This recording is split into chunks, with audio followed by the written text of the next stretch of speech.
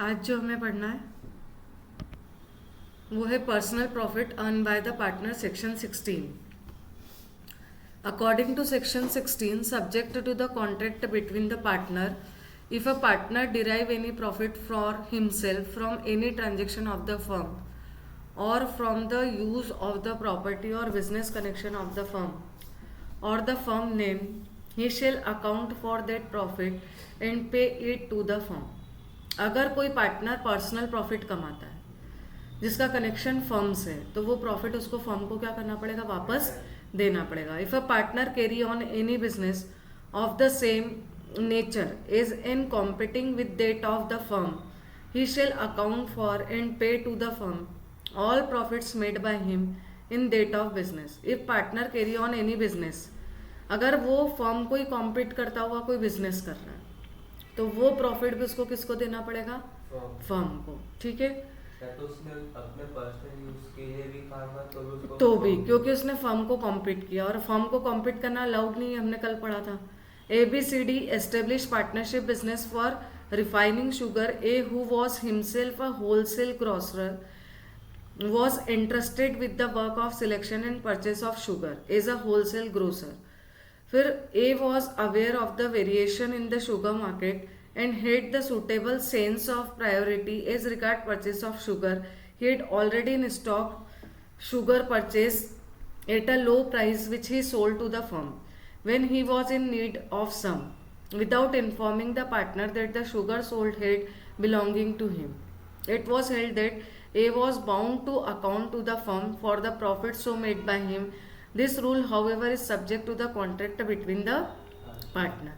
वो शुगर को परचेज कर लेता था कम प्राइस पर, और फर्म को ये नहीं बताता था कि वही शुगर को सेल कर रहा है फर्म के लिए, और उस तरीके से क्या कमा लेता था, तो वो प्रॉफिट उसे फर्म को क्या करना पड़ेगा, वापस देना पड़ेगा। Example 4, ABCD started business in a partnership for imposing salt from foreign ports and selling it at Chittorgarh.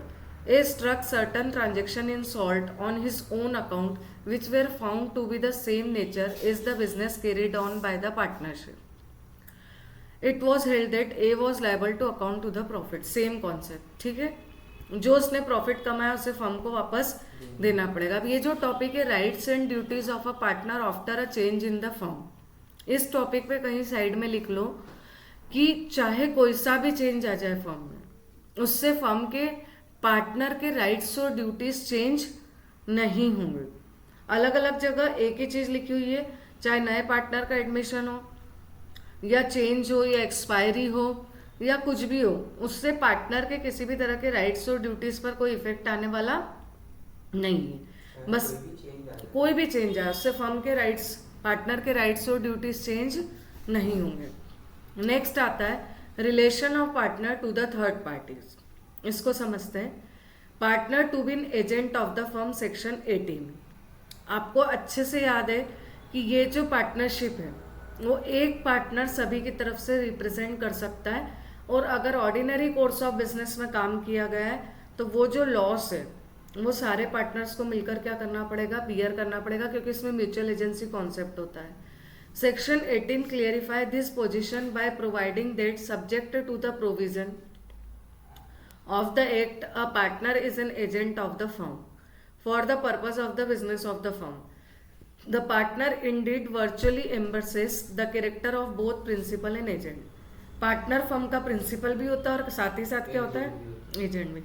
So as for the act for himself and his own interest in the common concern of the partnership, he may properly be deemed a principal. So act for partner, he may properly be deemed as an agent. वो properly firm का principal भी है और साथ में agent भी है। The principal distinguish between him and mere agent is that he has community of interest with other partner in the whole property and business and liability of the partnership, whereas an agent as such has no interest either.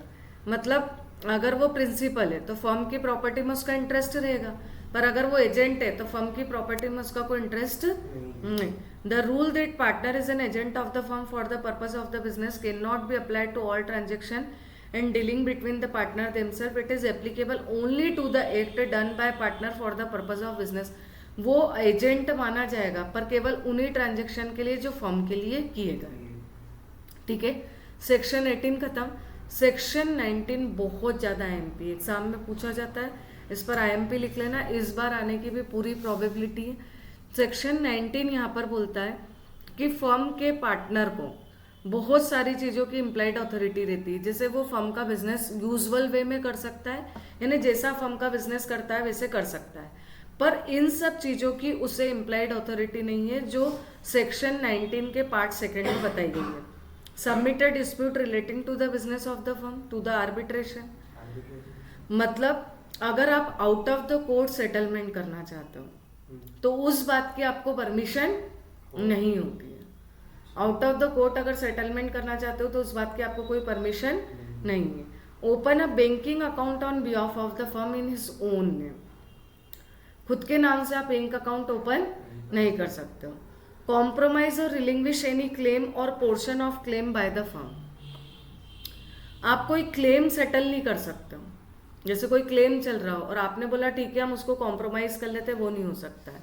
Withdraw suit और proceeding filed on behalf of the firm, आप firm के behalf पर कोई case file नहीं कर सकते हो, ना ही उसको प्रॉपरली विड्रॉ कर सकते हो। कोई लाइबिलिटी अगर चल रही हो, admit any liability in suit और प्रोसीडिंग अगेंस्ट द फर्म, तो आप वो भी नहीं कर सकते हो। जैसे मान लो कि फर्म पर कोई केस चल रहा हो, है ना, और वो केस का डिसीजन नहीं आया और उसके पहले ही आपने बोला कि हाँ हम तो लाइबिलिटी एक्सेप्ट करते हैं, हम आपको इतने रुपए दे देंगे, तो आप वो लाइबिलिटी एक्सेप्ट अकेले नहीं कर सकते हो, पूरी फर्म करेगी। तो एक पार्टनर को ना तो फर्म पर चल रहे केस को out of the court settle करने का राइट है, ना ही खुद के नाम से बैंक अकाउंट ओपन करने का राइट है, ना ही कोई क्लेम अगर है उसको कॉम्प्रोमाइज और रिलिंग्विश मतलब छोड़ना, रिलिंग्विश मतलब छोड़ने का राइट है, ना ही वो किसी केस को विड्रॉ कर सकता है, और ना ही कोई लाइबिलिटी को पर्सनली जाकर एडमिट कर सकता है, ना ही वो इमूवेबल प्रॉपर्टी खरीद सकता है, ना ही वो इमूवेबल प्रॉपर्टी को ट्रांसफर कर सकता है, ना ही वो पार्टनरशिप में इंटर हो सकता है। ठीक है, mode of doing act to bind the firm section 22। In order to bind a firm, अगर आप फर्म को क्या करना चाहते हो, बाइंड करना चाहते हो, लाइबल बनाना चाहते हो, in act or instrument done or executed by a partner or other person on behalf of the firm shall be done or executed in firm name or in any other manner expressing or implying the intention to bind the firm. तो याद रखना कि वो firm के नाम से execute होना चाहिए। At a very outset, you should understand what is meant by implied authority. You have just read that every partner is an agent of the firm for the purpose of business. Consequently, as between partner and outside world, whatever may be their private arrangement between themselves, either partner is an agent of every other in every manner connected with the partnership business. His act bind the firm. अगर वो कई काम करता है, firm का नाम use करता है, तो उसे फर्म को बाइंड करने का पूरा राइट रहेगा। Section 19 sub clause 1 deal with the implied authority of a partner. The impact of this section is that the act of a partner which is done to carry on in a usual way carried on the firm bind the firm provided that the act is done in firm name। अगर आपने usual वे में काम किया है तो firm को bind करेगा, लेकिन वो फर्म के नाम से होना चाहिए, या इम्प्लाइंग और एक्सप्रेसिंग वो फर्म के लिए इम्प्लाइड अथॉरिटी रखता हो। The act done must relate to the usual business of the firm, that is the act done by a partner must be with in the scope of his authority and related to the normal business. The act such done in a normal conduct of a business. The act to be done in the name of the firm. Thus a partner has implied authority to bind the firm by all the act done by him, all matters connected with the partnership business and which are done in the usual way. बार बार एक ही बात बोल रहे हैं कि firm के नाम से होना चाहिए और यूजुअल वे में हो तो आप फर्म को बाइंड कर सकते हो। एग्जाम्पल पढ़ते हैं। Ex a partner in a firm solicitor borrow money and execute a promissory note in the name of the firm without authority. The other partner are not liable on note. Is it not the part in ordinary business of solicitor to draw, accept or endorse negotiable instrument? However, it may be usual for one partner of the firm or banker to draw, accept or endorse a bill of exchange on behalf of the firm. उससे authority नहीं थी, इसलिए वो वाला instrument वो draw नहीं कर सकता था। अगर उससे अथॉरिटी होती और यूजुअल वे में वो ड्रॉ करता तो इट में भी पॉसिबल कि वो यहाँ पर उस चीज को लाइबल बना देता। If a partnership be a agent of commercial nature, अगर कोई पार्टनरशिप है और वो कमर्शियल नेचर की है तो वो क्या क्या कर सकता है। पहला पॉइंट, ही में प्लेज और cell partnership property, he may buy goods on account of the partnership, he may borrow money, और वो साइन कर सकता है या एंडोर्स कर सकता है सारे चेक या negotiable instrument on behalf of the firm. इस बात की उसको इम्प्लाइड अथॉरिटी अगर फर्म का नेचर कमर्शियल है तो। ठीक है, अब क्या किसी इम्प्लाइड अथॉरिटी पर रिस्ट्रिक्शन लगाया जा सकता है या उसे एक्सटेंड किया जा सकता है।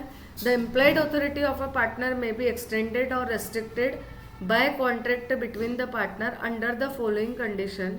The restriction imposed on the implied authority of a partner by agreement shall be effective against the third party. The third party knows about the restriction. The third party does not knows he is dealing with a partner in a firm. देखो, कोई partner है, उसकी implied authority पर restriction लगा दिया, IMPA वाला भी implied authority पर रिस्ट्रिक्शन लगा दिया, मतलब उसे बोल दिया गया कि भाई ये काम कर, तो चेक साइन मत करना। हालांकि उसे चेक साइन करने की कौन सी अथॉरिटी है, इम्प्लाइड अथॉरिटी, पर उस पर क्या लगा दिया गया, रेस्ट्रिक्शन। अब थर्ड पार्टी को ये नहीं पता था कि उसे चेक साइन करने की अथॉरिटी नहीं। अब ऐसे सिचुएशन में क्या होगा, a partner borrow from B ₹1,000 in name of the firm but in excess of his authority. एक पार्टनर ने उधार ली पर उसको उस बात की अथॉरिटी नहीं थी, and utilize the same in paying of the debt of the firm, और उसने उस पैसे को फर्म की उधारी चुकाने में यूज कर लिया। Here the fact that the firm has contracted debts suggested that it is trading firm and as such it is with in the implied authority of A to borrow money for the business of the firm. This implied authority, as you have noticed, may be restricted by agreement between him and other partner. Now, if B, the lender, is unaware of this restriction imposed A, the firm will be liable to repay the money to B. अगर outsider को पता ही नहीं कि A पर restriction लगा रखा है तो फर्म को वो पैसे B को लौटाने पड़ेंगे। पर अगर आउटसाइडर को पता होता कि A उधार नहीं ले सकता है, उसके बाद भी B A को क्या दे देता, उधार दे देता, लोन दे देता, तो फिर फर्म लायबल नहीं। ए ने पैसे लिए फर्म के लिए, तो फर्म के लिए लिए पर उसको अथॉरिटी नहीं थी ना। जैसे दीपक सर ने मुझे अथॉरिटी नहीं दे रखी है कि मैं टिब्रेवाल के लिए कोई उधारी ले लूं, और मैं उधारी ले लेती हूँ और आउटसाइडर को इस बारे में पता नहीं है, तो दीपक सर लायबल रहेंगे।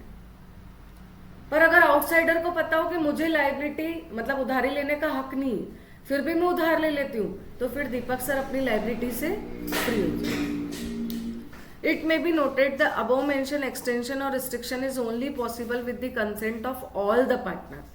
आप किसी भी पार्टनर पर रिस्ट्रिक्शन लगा रहे हो तो सारे पार्टनर की कंसेंट लेनी पड़ेगी, और even a majority of partner can not restrict, majority of partner restriction नहीं लगा सकते। समझ में आ गई बात।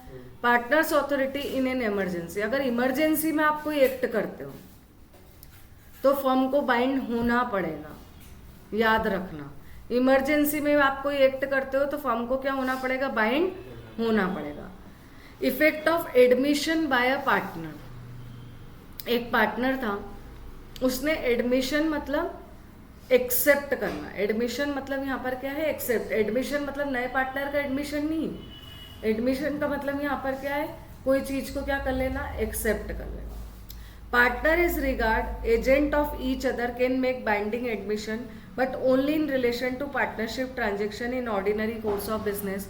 N admission or representation by partner will not however bind the firm if his authority on the point is limited and other party known about the restriction. The section speak the admission or representation being evidenced against the firm, that is to say they will affect the firm when tendered by third party. they may not have the same effect in case of disputes between the partner themselves। देखो, अगर मान लो कोई case चल रहा और एक partner गवाही दे दे कि हाँ हमारी फर्म तो जो गुड्स है उसकी क्वालिटी लोअर करके बेच देती है, तो उसकी गवाही फर्म के अगेंस्ट में एक एविडेंस मानी जाएगी, क्योंकि उसने एडमिट कर लिया कि हाँ हमारी फर्म की ये वाली गुड्स की क्वालिटी कैसी थी, लोअर क्वालिटी के या खराब क्वालिटी के गुड्स थे। पर उसका ये एडमिशन तभी माना जाएगा जब उसे इस बात की अथॉरिटी हो। अगर उसे अथॉरिटी नहीं थी और थर्ड पार्टी को पता है कि इस बात की इसको कोई अथॉरिटी नहीं है, थर्ड पार्टी को पहले से पता था, फिर उसका रिप्रेजेंटेशन मायने नहीं रखेगा। ठीक है, क्लियर हुआ है ना? तो उसका एविडेंस यहाँ पर मायने नहीं रखा जाएगा। X and Y are partners in a firm dealing in spare parts of different brands of motorcycle bikes. Z purchases spare part for Yamaha motorcycle after being told by X that the spare part is suitable for the motorcycle. Y is ignorant about this transaction. The spare part proved to be unsuitable for the motorcycle and it is damaged. X and Y both are responsible to Z for his loss. हाँ, समझ में आ रही बात? X और Y दो partner थे, spare part में dealing कर रहे थे।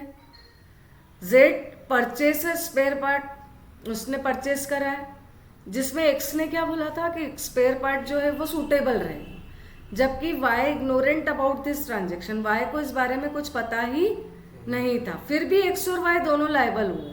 क्यों? क्योंकि वो दोनों एक साथ ही काम कर रहे हाँ, हैं। और ये अथॉरिटी थी उसको। तो ऑर्डिनरी कोर्स ऑफ बिजनेस में अगर ये काम किया गया है तो फिर वो लायबल होगा। ठीक है।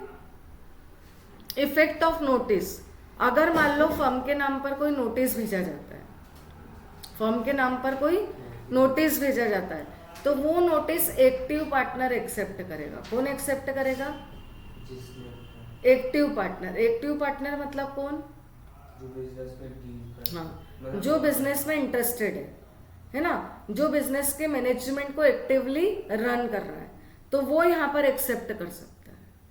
तो एक्टिव पार्टनर के पास अथॉरिटी होगी कि वो इसे क्या कर सकता है, एक्सेप्ट। अगर डोरमेंट पार्टनर ने एक्सेप्ट करा तो उसे प्रॉपर सर्विंग ऑफ नोटिस नहीं माना जाएगा। इसलिए फर्म को अगर नोटिस भेजना है तो नोटिस एक्टिव पार्टनर को भेजा जाना चाहिए।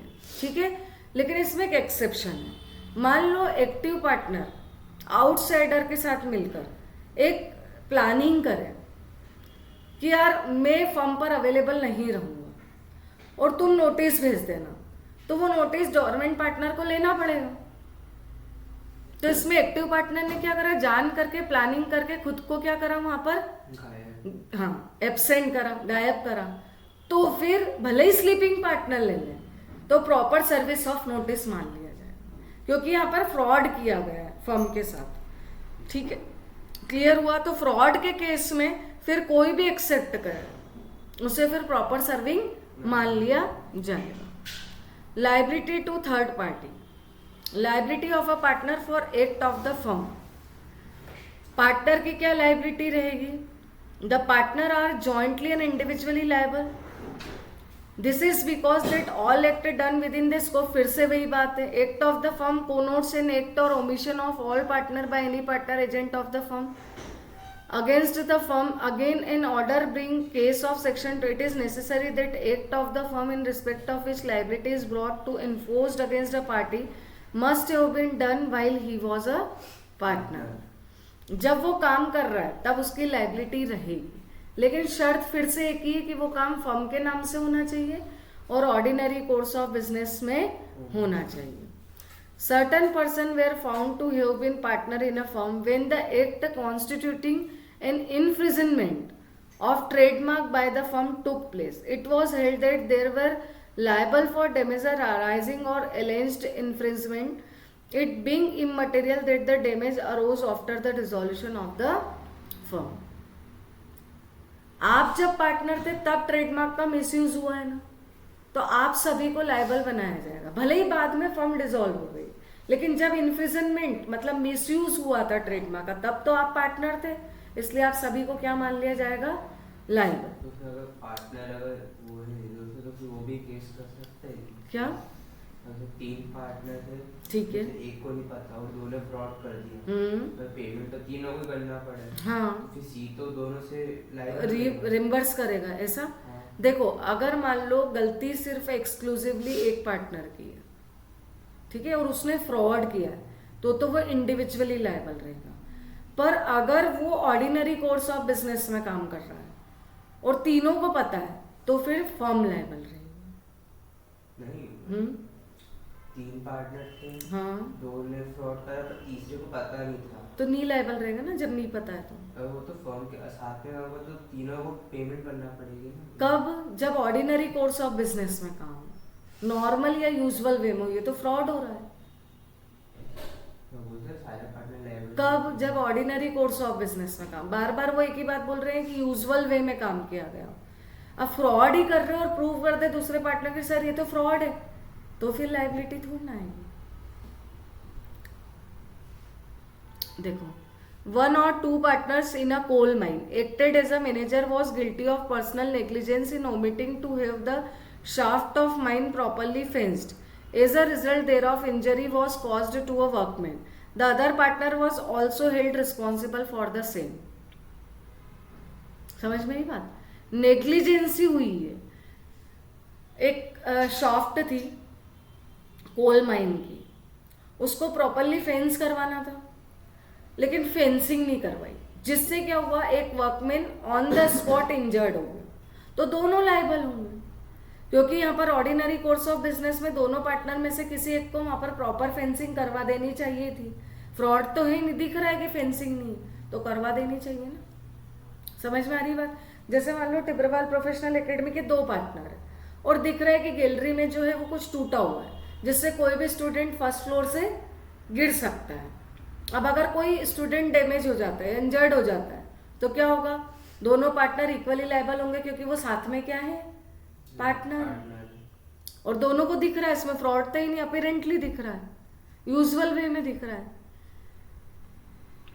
Liability of the firm for miss application by partner. It may be observed that working of 2 clauses section 27 is designed to bring out clearly an important point of distinguish between the 2 category of cases of misapplication of money by partner. अगर कोई partner miss applied करता है firm की money को, तो क्या होगा? Clause A cover the case where partner act within his authority and due to his authority as a partner receive the money belonging to third party and misapply that the money. For this provision to attract, it is not necessary that the money should have actually come into custody of the firm. On the other hand, the provision of clause B would be attract when such money or property is come into custody of the firm and misapplied. The firm would be liable in both the cases. चाहे आपके पास authority हो और वो firm की custody में लाई गई हो या नहीं लाई गई हो, दोनों ही केसों में अगर मनी का मिस एप्लीकेशन हुआ है तो लायबिलिटी रहेगी. In receipt of money by one partner is not within the scope of his apparent authority. His receipt cannot regard as receipt by the firm. लेकिन अगर पार्टनर के पास ऑथोरिटी नहीं है और फिर वो रिसीव्ड कर लेता है तो फिर फर्म लायबिलिटी नहीं लेगी, कौन लेगा? पार्टनर. ठीक है. Rights of transferee of a partners interest. अब इसको समझते हैं. ए बी सी 3 पार्टनर है. कितने पार्टनर है? 3. ए, बी और सी. बी अपने राइट किसी और पर्सन सपोज जेड को ट्रांसफर कर देता है, तो जेड यहां पर क्या कहलाएगा? ट्रांसफरी. जेड क्या कहलाएगा यहां पे? ट्रांसफरी. तो अब जेड को कौन कौन से राइट्स मिलेंगे? जो बी के पास ओरिजिनली थे वो सारे मिलेंगे या कुछ राइट्स नहीं मिलेंगे, इस बारे में सेक्शन बनाया गया है. समझ में आ रही बात? हाँ, नहीं, लॉ पे डिपेंड करता है. लॉ ने पहले ही बोल दिया है कि ट्रांसफरी फर्म के कोड ऑफ कंडक्ट में इंटरफेरेंस नहीं करेगा, अकाउंट्स नहीं देख पाएगा और फर्म के अकाउंट्स का इंस्पेक्शन भी नहीं कर पाएगा. He is only entitled to receive the share of profit. पर जब फर्म का डिसॉल्यूशन की बात होगी तब ट्रांसफरी को राइट होगा कि वो फर्म के असेट्स में से अपना पार्ट ले और फर्म के बुक्स ऑफ अकाउंट्स भी इंस्पेक्ट करे। By virtue of section 31 which he will discuss here after, no person can introduced as a partner in a firm without the consent of all the partner. A partner cannot be transferring his own interest, make anybody else a partner in his place unless the other partner agree to accept that person as a partner. At the same time, a partner is not debarred from transferring his interest. A partner interest in the partnership can be regarded an existing interest and tangible property which can be assigned.